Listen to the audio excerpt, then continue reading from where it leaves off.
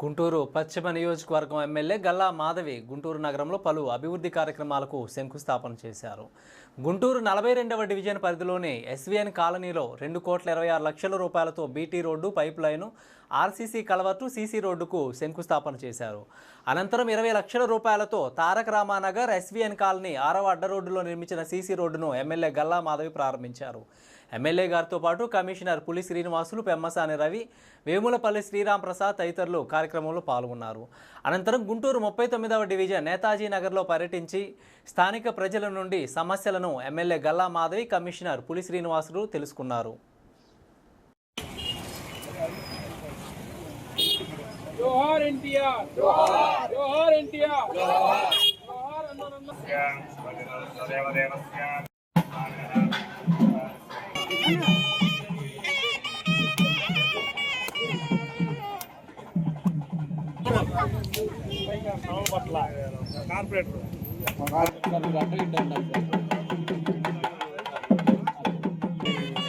Madam photographer sir, నేను అన్నీ వస్తాయి, అందుకే మీరు ఎవరనట్లేదు.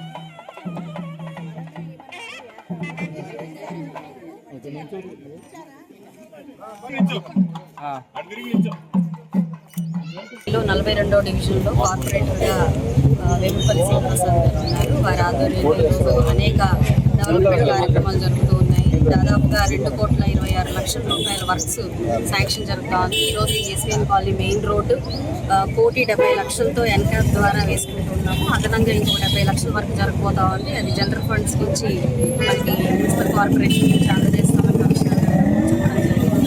అండ్ అదేవిధంగా ఇక్కడ 4వ లైన్లో కూడా 37 లక్షలతో water pipes and roads, drains కూడా వేసుకుంటున్నాము.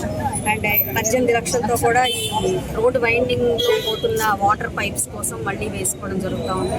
అదేవిధంగా ఇక్కడ ఒక బస్ షెల్టర్ వైండింగ్లో పోతా ఉన్న పరిస్థితుల్లో రత్తయ్య గారు స్వచ్ఛందంగా వచ్చి ఆ బస్ షెల్టర్ని మనకి నిర్మించి ఇస్తాము అని చెప్పి చెప్పడం జరిగింది. చాలా సంతోషం.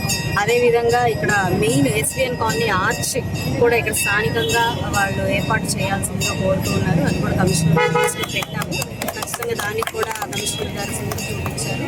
త్వరలో ఏదేమైనా కూడా ఒక 2-3 నెలల్లో పూర్తి అభివృద్ధి కార్యక్రమాల్ని చేపట్టి ప్రజలకు అందుబాటులోకి తీసుకొస్తామని చెప్పి అర్హత ప్రజలు ఇవ్వలేదు ఫస్ట్.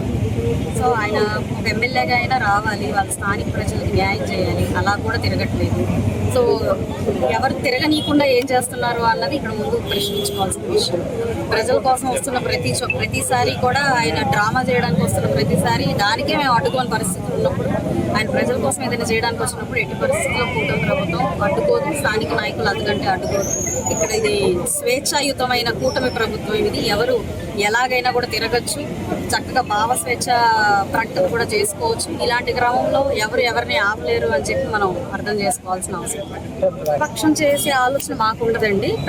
ప్రజలు ఏది కోరుకుంటే అది జరుగుతూ ఉంది. ఇప్పుడు 13 సీట్లకు